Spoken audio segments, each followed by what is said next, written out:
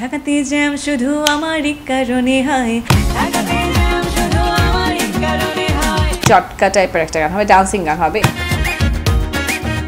এই গানটা একটা অন্যতম একটা সুন্দর একটা গান। ওই পুরো রাস্তাকে ব্লক করে দিব। দর্শক স্বাগত জানাচ্ছি দেশ রূপান্তরের তারকার সঙ্গে অনুষ্ঠান থেকে। সাথে আছি আমি ফারজানা নিকিতা। তারকার সঙ্গে অনুষ্ঠানে প্রতি পর্বে আমরা কিন্তু নতুন নতুন সব অতিথিদের আমন্ত্রণ জানিয়ে থাকি, তাদের সাথে আড্ডা দিই, গল্প করি, তাদের জানা অজানা অনেক গল্প কিন্তু আমরা শুনে থাকি। আজকেও কিন্তু আমার সাথে আছেন এমন একজন তারকা, তিনি একজন কণ্ঠশিল্পী, জনপ্রিয় কণ্ঠশিল্পী। তো চলুন তাহলে আজকে ওনার সাথে আমরা কথা বলবো, ওনার সব জানা অজানা কথা, ওনার কাজ নিয়ে সব কিছুই আমরা আজকে জানবো। তো তিনি আমাদের সাথে আছেন, আর কেউ নন, উনি আমাদের সবার প্রিয় কণ্ঠশিল্পী জাকিয়া সুলতানা কর্ণী আপু। কেমন আছেন কর্ণী আপু? খুব ভালো আছি, আপনি কেমন আছেন? এই তো ভালো আছি। দিনকাল কেমন যাচ্ছে? জ্যামের মধ্যে যাচ্ছে। হ্যাঁ, ঢাকা শহরের এই জ্যাম পার হয়ে তো আপনি আমাদের স্টুডিওতে হাজির হয়েছেন, তার জন্য আপনাকে অসংখ্য ধন্যবাদ। আর আমার তো মনে হয় এই ঢাকার যে জ্যামটা সেটা কিন্তু আপনার জন্য। আমার তো মনে হচ্ছে নট অনলি আপনি, যারা আমার আশেপাশে যারা যে কোনো মোমেন্টে যেই প্রবলেমটাই ফেস করছে না কেন, সবাই বলছে যে কাশি দিলে বলছে হ্যাঁ কাশি তো একটা জ্যাম, লাইক দিস ফোনে বলছে হ্যাঁ আপনার জন্য তো আজকে জ্যাম লেগে গেছে। মানে আজকাল এখন কোনো জ্যামের মধ্যে পড়লে আমাকে ফোন করে বলা যায় তোমার জন্য জ্যাম, আর আমি কি করব, মাথা পেতে নিচ্ছি। এই ঢাকাতে জ্যাম গানটি নিয়ে আপনার অভিজ্ঞতা কেমন? ওয়েল, ঢাকাতে জ্যাম আসলে গানটি বেশ কিছুদিন আগে করার ছিল আমার। গানটি মূলত কনসেপ্ট ছিল হচ্ছে অম্লান চক্রবর্তী, আমার যিনি টিউন করেছে অ্যান্ড মিউজিক করেছে, কম্পোজিশন করেছে। তো দাদা আসলে বাংলাদেশে থাকেন না, উনি আসলে ওই মুহূর্তে তখন কলকাতা ছিল, এখন অবশ্য মুম্বাইয়ে আছে। কারণ উনি ওখানকার খুব জনপ্রিয় একজন কম্পোজার আছে, তো ওনার অনেক জনপ্রিয় গান অলরেডি আমরা শুনেছি। যাই হোক, দাদা যখন বাংলাদেশে আসার পর যখন বাংলাদেশ থেকে ব্যাক করার সময় তখন এয়ারপোর্টে যাওয়ার সময় মানে ভীষণ বড় একটা ট্রাফিকে পড়ে, ঠিক আছে। সো তখন যেতে যেতে সে চিন্তা করলো আচ্ছা ঢাকাতে জ্যাম নিয়ে একটা গান করলে কেমন হয়।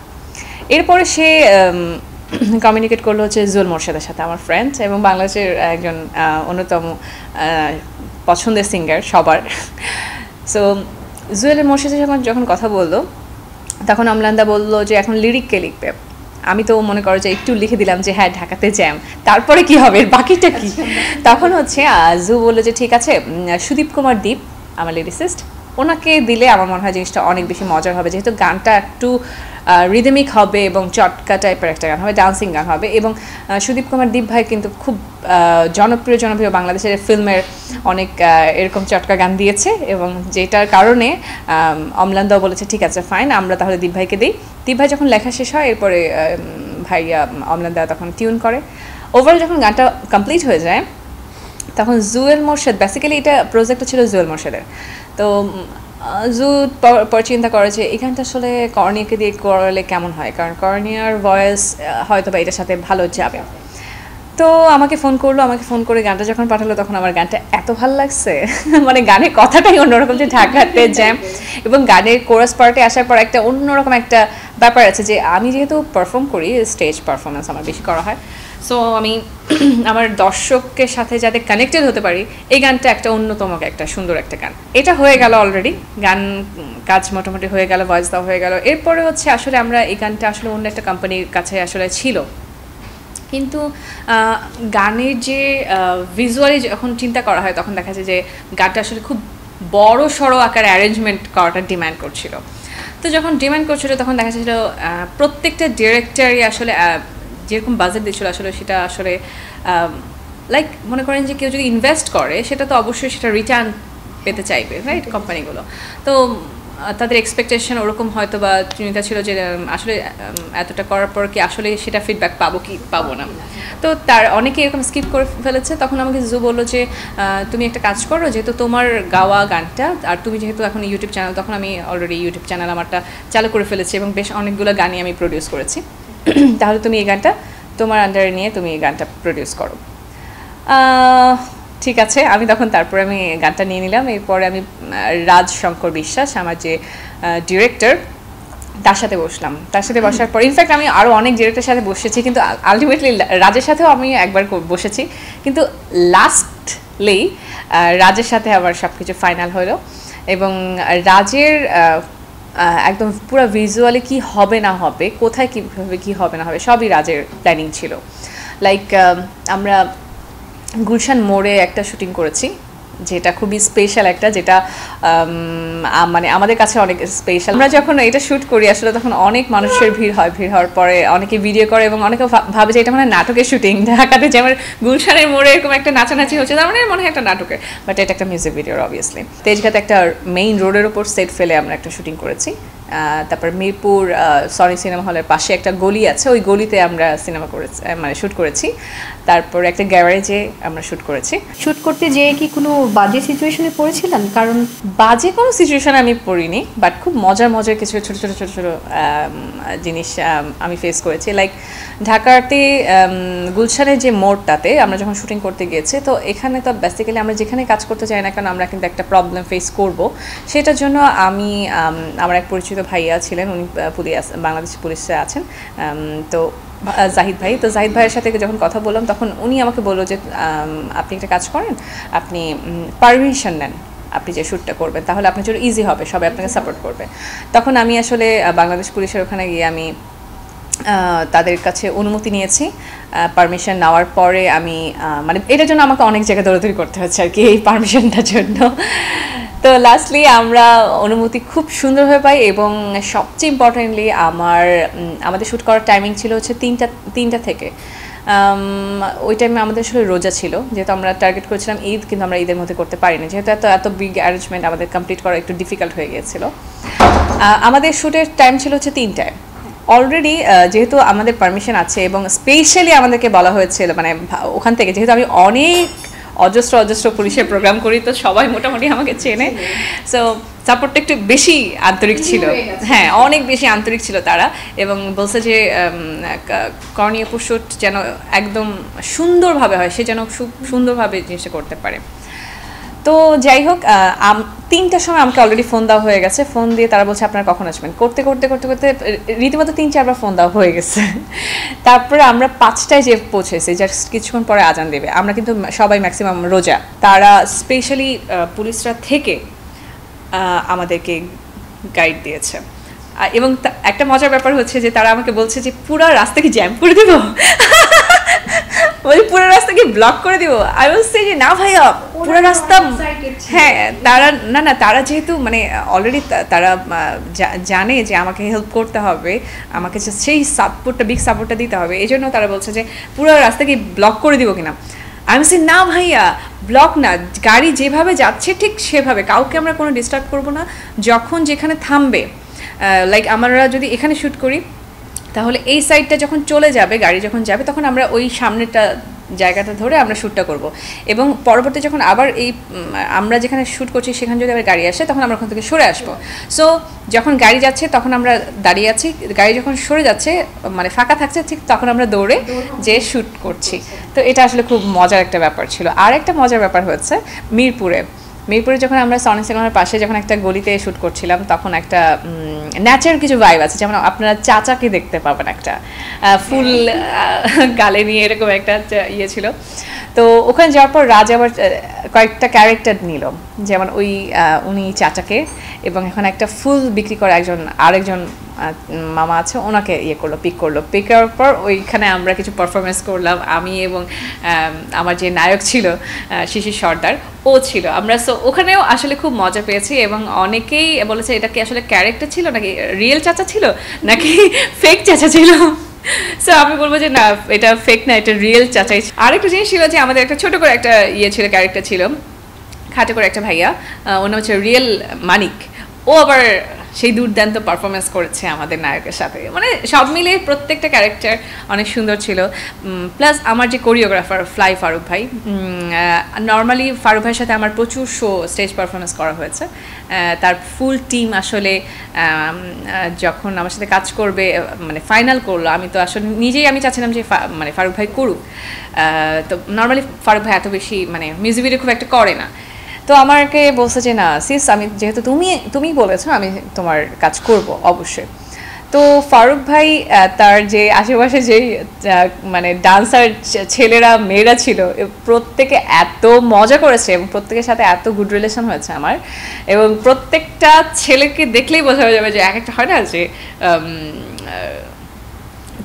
মেয়েদেরকে দেখলে যেসব ছেলেরা টিচ করে ওরকম পংটা একটা নাইস করলেই না, এরকম টাইপের পুরো বদমাইশ ছেলেপেলেগুলো, মানে প্রত্যেকটা দুষ্ট দুষ্ট ছেলেপেলে আমার সঙ্গে ছিল এবং প্রত্যেকটা এত মজা করছে, এত ভালো করেছে, মানে আমি আসলে সবার প্রতি, আমার পুরা টিমের প্রতি আমি আসলে কৃতজ্ঞ।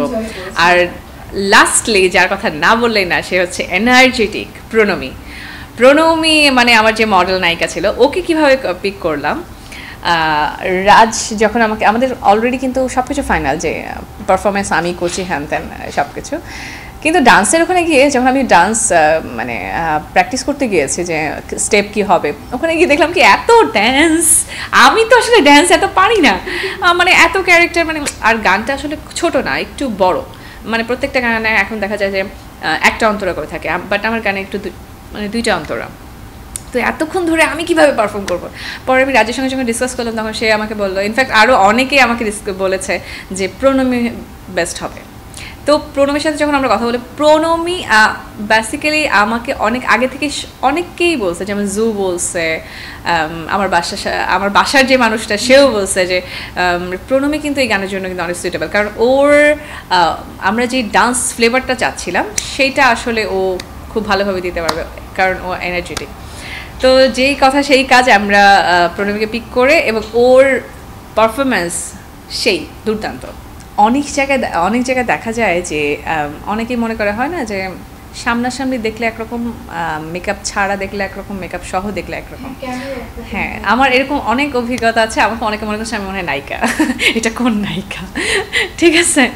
তো লুক লাইক নায়িকা না, নায়িকা হিসেবে প্রথমত আগে সেলফি তোলে, তারপর যখন অনেকে, এখন যেহেতু আমি স্ক্রিনের সামনে আমাকে বেশি দেখা যায়, এখন আবার বলে যে এটা তো করণী আপু, তখন আর কি করণী আপু গায়িকা হিসেবে তখন ছবি তোলে। সো অনেক ছবি তোলা হয়েছে এবং প্রচুর মানুষ ছিল, মানুষের সঙ্গে ছবি তুলতে মানে রীতিমতো একটু টায়ার্ডই হয়ে যাচ্ছিলাম। তারপরেও তো যেহেতু আমার ভালোবাসার অডিয়েন্স, তাদেরকে তো সাপোর্ট করতেই হবে। কোনোটাই সহজ না, সবগুলোই কঠিন। যে সেক্টরে আছে প্রত্যেককে আসলে শিক্ষা নিতে হবে, সেটা হোক মডেলিংয়ে, হোক গানে, ওটা বলতেছি তো বলছো। তো আমার কাছে মনে হয় যে যেহেতু আমি গানের আর্টিস্ট, নায়িকার অফার পেয়েছি, বাট আমি চাই না কখনো নায়িকা হতে। আমি গায়িকা আছি, যেমন আছি তেমন আছি, ওটাই বেস্ট আছি, কারণ আমার এখানে একটা দক্ষতা আছে। তো আমি অন্য কোনো একটা সেক্টরে গিয়ে নিজেকে হাস্যকর পাত্র হিসাবে আমি কখনোই দেখতে চাই না। অ্যান্ড ইনফ্যাক্ট আমার ফ্যামিলিও আমাকে কখনো সেটা সাপোর্ট করে না। হ্যাঁ, আমার ইচ্ছা ছিল, আমি যেমন ফিল্মে অফার পেয়েছি, নাটকে অফার পেয়েছি, এবং ভালো ভালো মানুষের সাথে, ভালো ভালো অভিনেতার সাথে পেয়েছিলাম, বাট কখনো করা হয়নি আর কি। আচ্ছা, প্রত্যেকটা সিঙ্গারই কিন্তু একটা ড্রিম থাকে যে বিভিন্ন নায়িকার পেছনে, পছন্দের নায়িকার পেছনে ভয়েসটা তার থাকবে। তো আমারও অনেক ড্রিম আছে যে, এবং অনেক ক্যারেক্টার আছে যে আমার খুব ইচ্ছা যে ওনার ফেসে আমার ভয়েসটা থাকবে, বাট হয় না যে কিছু এখন আসলে যেই ব্যাপারটা হয়ে গেছে সেটা হচ্ছে কমিউনিকেশন। আমি এটা সবসময় বলি, এবং এটা নট অনলি আমরা জানি, এটা প্রত্যেককেই আমরা জানি যে যেখানে যার সাথে সম্পর্ক ভালো সেখানে দেখা যায় যে তার অবস্থানটা সে পেয়ে যায়। সো সেটার জন্য এসে অনেক আর্টিস্টরাই, অনেক ফিল্মের নায়ক নায়িকা বা ডিরেক্টর প্রত্যেকের সাথে গুড সম্পর্ক রাখে বা তাদেরকে টাইম দেয়, তাদের সাথে আড্ডা দেয়। বাট এক্ষেত্রে আমি খুবই ব্যাড লাক। আমি কেন জানি আমি অনেক ইন্ট্রোভার্ট, এবং আমি আসলে নিজে আসলে এত ব্যস্ত থাকি যে আমার আসলে এরকম টাইম দেওয়ার আসলে সময়ই থাকে না। হ্যাঁ, আমার সাথে প্রত্যেকটা মানুষেরই খুব ভালো রিলেশন আছে। এখন যেটা হয় যে অনেক নায়ক নায়িকারা বলেন বা বা ডিরেক্টর প্রোডিউসার অনেকেই বলেন যে এই ভয়েসটা দেওয়ার জন্য, বা একজনের ভয়েস দেওয়ার পরে ওনাকে ডিলিট করে আর একজনের ভয়েস সম্পর্কে খাতিরে আরেকজনের ভয়েস আসে। সো এই জিনিসগুলো আসলে আমার কাছে মনে হয় যে একটা মানুষকে আসলে একটা কি বলবো, গানটাকে কেন জানি আমার কাছে মনে হয় নষ্ট করা হয়। একজন লিরিসিস্ট, একজন সুরকার, একজন মিউজিক ডিরেক্টরে আসলে ভালো বলতে পারবে এই গানটা কার ভয়েসে। লাইক আমার ঢাকাতে যেমন কিন্তু আমাকে দিয়ে ভয়েস দেবে এমন কিছু না, যে জুয়েল মোর্শেদের আন্ডারে অনেক পরিচিত অনেক আর্টিস্টরাই আছেন। তো জুয়েল কেন আমাকে পিক করলো? অবভিয়াসলি এই গানটার জন্য হয়তো বা চিন্তা করেছে হ্যাঁ এই ভয়েসটার মানে গানের জন্য এই ভয়েসটা সুন্দর, ভালো লাগবে, পারফেক্ট, ইয়েস। সো আমি মনে করি যে প্রত্যেকটা গানে, একটা সফট গান, রোম্যান্টিক গান, একটা যেটাই গানে হোক না কেন, এক একটা গানের এক একটা ভয়েস স্পেসিফিক থাকাটা ভালো। কিন্তু এখন হচ্ছে সম্পর্কে খাতিরে দেখা যায় যে এমন একটা ভয়েস দিচ্ছে, আসলে সেটা সবাই নিচ্ছে কোনটা জানেন? ফিল্মের নায়ক নায়িকার জন্যই কিন্তু ওই গানটা হিট হচ্ছে। আসলেই কি সে ভালো গেয়েছে? আসলেই কি ভালো লাগছে? এটা অনেকেই বলছে যে, এবং এরকম ওপেন এখন আসলে সোশ্যাল মিডিয়া এত হওয়ার কারণে এত ওপেন সব, এবং প্রত্যেকেই জানে কি হচ্ছে না হচ্ছে, এগুলো আসলে কোনো কিছু ধামাচাপা থাকে না, সবাই জানে। অনেক সময় দেখা যায় যে অনেক কিছু আমি নিজেই জানি না, আমাকে অনেকে এসে বলে, বাট আমি আসলে সবসময় স্ট্রেট ফরওয়ার্ড। আমি আসলে ডিরেক্ট কথা বলতে পছন্দ করি, আমি ডিরেক্ট কথা বলে ফেলি। এটা কে কী মনে করলো আই ডোন্ট কেয়ার। আর আমি কারো খারাপও চাই না, কারো আমি শত্রু না। আর এমন না যে আমি গানটা গাইতে পারছি না সেটার জন্য কথা বলছি, নট দ্যাট। কারণ আমার যদি যোগ্যতা থাকে আমি তাহলে গাইবো, আমি যদি যোগ্যতা না থাকে আমি গাইতে পারবো না। আমাকে সেটার জন্য আমি কাউকে হয় না যে বলবো না, রিকোয়েস্টও করবো না প্লিজ আমাকে দিয়ে করাও, বা চলো আড্ডা মারি, বা তুমি আমাকে দিয়ে কেন করাইলে না, hello no no no thank you. এখনকার শিল্পীরা রাতারাতি ভাইরাল হতে চায়, এটা নিয়ে আপনি কি বলবেন? আচ্ছা, কোনো কিছু একটা হঠাৎ করে আসলে, ধুপ করে আসলে ধাপ করে কিন্তু পড়ে যাবে। আমি মনে করি আমরা তো আসলে আমার এই মিডিয়াতে আমার মানে ফেস ভ্যালুটা মানুষ দেখতে পেয়েছে পাওয়ার ভয়েসের থ্রুতে, সেটা হচ্ছে 2012 থেকে। তার আগ থেকে কিন্তু আমি স্টেজ পারফরমেন্স করি। আমরা কিন্তু আমি 3.5 বছর বয়স থেকে গান শিখি, এবং আমি এটা নিয়ে আমি ছায়ানটে গান শিখেছি। আমার বেশ কয়েকজন ওস্তাদজি ছিলেন। আমার প্রথম ওস্তাদজি হচ্ছে টিটো শিহাব, ওনার কাছে আমি গান শিখেছি, প্রথমে ক্লাসিক্যাল শিখেছি, এরপর আমি ওস্তাদ সঞ্জীবদের কাছে কিছুদিন ক্লাসিক্যাল শিখেছি। ইনফ্যাক্ট আমি এখনও শিখছি, এবং শেখার তো আসলে শেষ নাই। যারা রাতারাতি ভাইরাল হয়ে যায় তাদের ভেতরে আমি একটা ক্যারেক্টার দেখতে পাচ্ছি রিসেন্টলি। কারণ আমি যেহেতু ইউটিউব নিয়ে এখন ঘাটাঘাটি করছি, হয় না, আমার তো এখন বিভিন্ন ক্যারেক্টারে মানুষ দরকার হয়, একে দরকার হয়, ওকে দরকার হয়, তাকে দরকার হয়, সো যারা একটু ভাইরাল টাইপের হয়ে যাচ্ছে, যাদেরকে এখন মানুষ নিচ্ছে বেশি, তারা আসলে কথা বলার চান্সই দেয় না, মানে ওকে ফাইন, হাই কেমন আছেন, ভালো আছেন, থ্যাংক ইউ, ওই পর্যন্তই। এর পরবর্তীতে কাজের সাথে কথা বলতে আসো, এমনও আছে যে তুমি পেমেন্ট দিয়ে কাজ করবা, টাকা দিয়েও তাকে করা যাবে না, এরকম একটা অবস্থা। ফোকাসে এসে গেছে, তো দর্শক তাদেরকে ভালোবাসা দিয়েছে, কিন্তু ভালোবাসার থ্রুতে সে নিজেকে তার অবস্থান থেকে অনেক এত পরে নিজেকে মন থেকে তুলে ফেলেছে, যেটা আসলে ঠিক না। আমি মনে করি সবসময় আমরা যারা গুণীজনেরা আছেন তাদের কাছ থেকে শিখেছি যে যত তুমি বড় হবে তত তোমার মাথাটা নিচে থাকবে, ততটা তুমি সফট হবে, ততটা তুমি পোলাইট হবে, মানুষকে তুচ্ছ করা যাবে না, কারণ মানুষের থ্রুতেই কিন্তু তুমি আজকে কর্নিয়া বা তুমি, রাইট? তো আমি মনে করি যারা ভাইরাল হবে তাদেরকে বলবো, আমি এখনো ভাইরাল না, আমি নিজেই কিন্তু ভাইরাল না, এবং আমি অনেকে জিজ্ঞেস করছি আমি ভাইরাল হবো, বলেন না আমার ভাইরাল হওয়ার দরকার নেই, আমাকে মানুষ এমনিতেই চিনে আলহামদুলিল্লাহ। হ্যাঁ, আপনি যদি পপুলারিটি একবারে পেয়ে যান, হঠাৎ করে ভাইরাল হয়েই যান, তাহলে আমার মনে হয় যে সেই অবস্থানটাকে ধরে রাখার জন্য আপনাকে একটু কুল থাকতে হবে।